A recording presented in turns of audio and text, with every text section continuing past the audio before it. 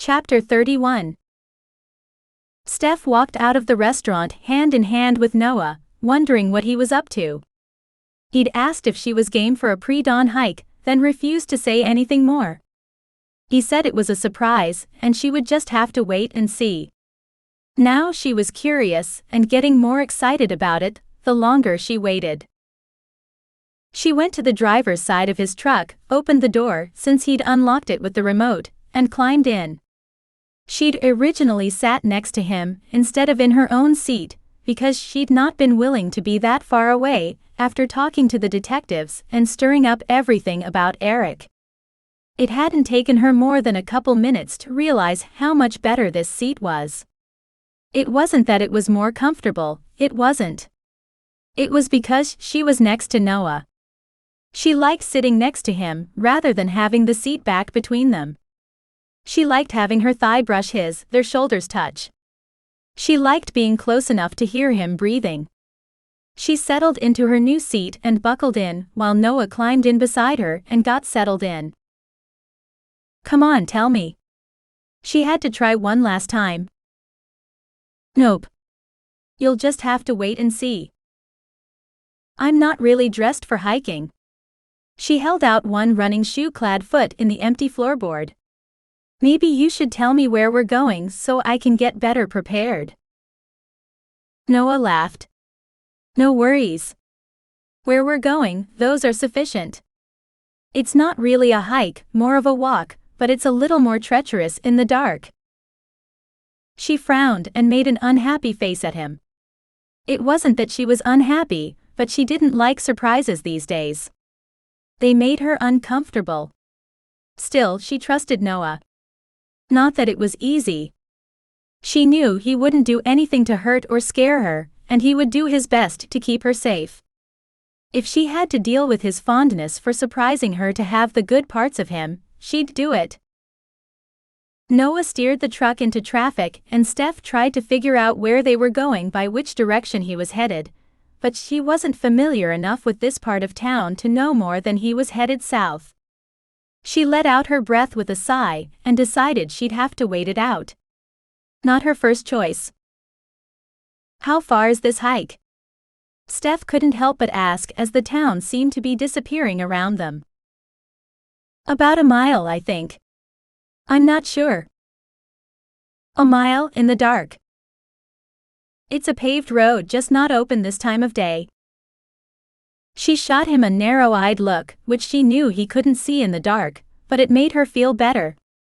A mile, that wasn't so bad. She knew when she was waiting tables, she did several miles a day, at least according to her fitness tracker. A mile would be good for her. She hadn't gotten as much exercise as usual, especially since coming back to Tucson. He pulled the truck into a small parking lot and killed the engine. "You still up for this?" he asked in the glow from the dash lights. "Sure. I didn't bring a jacket, so you might have to keep me warm." She couldn't help but tease him. "Not that I mind, but I'm prepared." He opened his door, then opened the half door to the rear seat while she slid out and grabbed something. There wasn't enough light for her to tell what. "Here." He handed her a small flashlight and clicked one on for himself, then closed the truck doors. "Ready?" "Sure, let's go." They started off up the road, walking around the metal bar that cut across the road to keep people out while the park was closed, and continuing. She wasn't surprised that they were going uphill. When he'd said hike, she kind of assumed it would be somewhat vertical. Now, as they walked along the road, it was easier than she'd anticipated. Though the darkness added an element she wasn't used to. She knew it couldn't be true because there were houses not that far away, but the inky blackness surrounding them made it feel like she and Noah were the only two people for miles and miles. She liked the feeling. Now she knew where they were. The signs along the way hadn't meant much when they'd said Sentinel Peak, but she'd seen one sign pointing to a mountain. That had given it away. Every University of Arizona student had at least heard of a mountain and seen it in the distance, even if they'd never been here.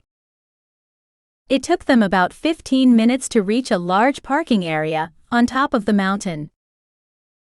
Almost there, Noah said as he steered them down a narrow walking path that led downhill. Here we are. He stopped under a giant fan-shaped awning. The cement pillars had caught her eye, and she'd shined her flashlight over it. Where do we sit? She scanned the area with her tiny beam of light, looking for a table or bench but not find anything. Here. He went to the wide concrete wall at the forward edge of the platform, to keep people from falling and tumbling a good way down to the road. She looked down at the wall and knew it was going to be cold. Steph hesitated for a moment, then decided she'd spent colder mornings on the lake trying for a bite, and that didn't have the draw of being next to Noah. With a shrug, she shut off her flashlight, sat, kicked her legs over the wall, and scooted over until she was pressed up against him. At least one side was warm now. Noah stood for a moment, and she couldn't see what he was doing in the dim lights radiating up from the city below them, but when he sat back down a moment later, he wrapped a blanket around their shoulders. She had been so focused on the trip up the mountain and being cold, she'd failed to even notice he was carrying something other than his own flashlight. That was. We still have a little while, but I thought you might like it up here. His voice was soft in the early morning quiet. If she had been at the lake, she would have called it still, but here, with the city laid out below them, busy and moving, still seemed impossible. The sound didn't carry as well though, and it was nicely quiet. They sat together for a while, not talking, just enjoying being with each other. Steph wasn't sure how much time had passed before the sky started lightening. The stars faded and pitch-black horizon became midnight blue, then a little brighter. She let her head fall against Noah's shoulder as they both sat engrossed in the amazing painting of colors and light spreading across the sky. His arm around her made her feel safe and content to sit here for hours. The sun was just peeking over the horizon, bright rays lighting up the mountain where they sat, while the city below was still shrouded in shadows. Noah's body all at once went rigid. Steph wondered what was wrong. She sat up and turned to find they were no longer alone. Eric had joined them and was now standing behind Noah, holding a long military-style knife to Noah's neck. "Eric," she said, "I wasn't expecting you here." "That much is obvious." He sneered as he looked down at where she sat still wrapped in the blanket. "If you had been, maybe you wouldn't be whoring yourself for someone not worthy of you." Steph's heart thundered in her ears and a weight settled in her stomach. She didn't know how to respond, but she could tell she would need to tread carefully to keep Noah from being hurt by this nutbag. She stood and turned to face him, careful not to lose her footing on the loose rocks beneath her. "We're just sitting here, there's nothing going on." She slid her hands in her pockets and hunched her shoulders as she lost the warmth from the blanket, and her fear for Noah sent a chill through her. But it wasn't just because she was cold. Her phone was in her pocket. She kept talking in hopes to keep him from noticing what she was doing. "It's a little chilly, so we were under the blanket, but nothing is going on." She glanced at Noah while she used her fingers and thumb to find the power and volume buttons on her phone, and pinched them together. Eric's eyes narrowed, and the knife at Noah's throat moved a little closer. "I know better. I've seen the videos." His voice shook.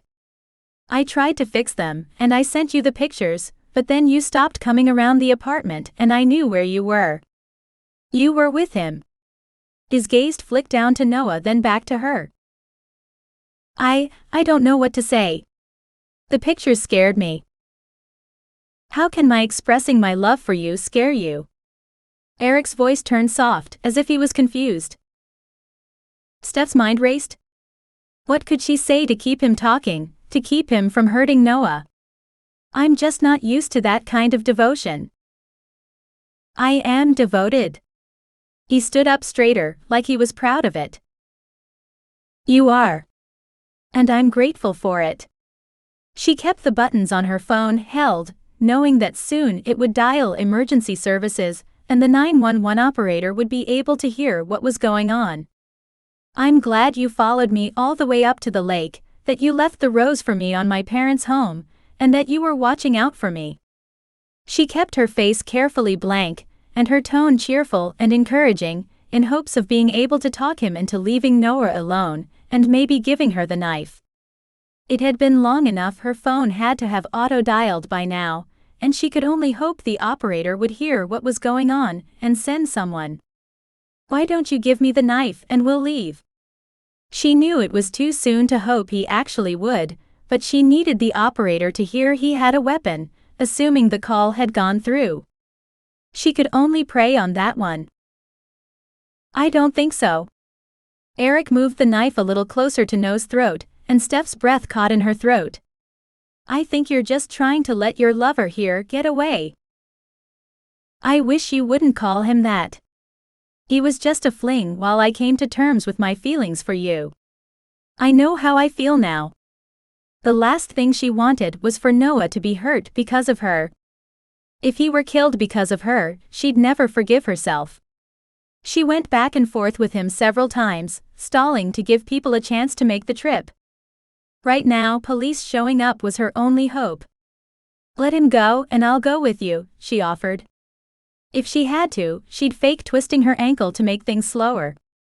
But she was getting desperate to get that wicked-looking knife away from Noah's neck. "No." Eric looked down at the top of Noah's head, then back to her. "I think he needs to be punished for touching what is mine. I think you need to help me." "I won't do that." A glint of light off his blade reminded her the sun was coming up behind her, and she could see where she was going now. She didn't want to take her eyes off him, but she needed to get closer to distract him enough that Noah could get free, if he could do it safely. She pulled her hands out of her pockets. Not falling was more important than being a little cold. She stepped to the side, moving in front of Noah, as she tried to get around the large pillar holding up the roof, so there was nothing between her and Eric. The idea made her shudder, but she couldn't let her fear or distaste for Eric get Noah hurt. She hoped if Eric even saw the shudder he would assume it was a shiver from the cool morning air. "I won't hurt someone for your sense of justice." She kept talking as she moved. "I will leave with you though. Step back, leave him here, and I'll go with you wherever you want to go." God, how she wished they'd made it to that store and gotten a holster for her pistol. As it was, the gun was sitting in her purse in the truck. Useless to them now. She mentally kicked herself for forgetting the day before. "I'm not leaving him here to follow us." Noah was making faces and mouthing something at her, but she couldn't focus on him long enough to decide what he was trying to say.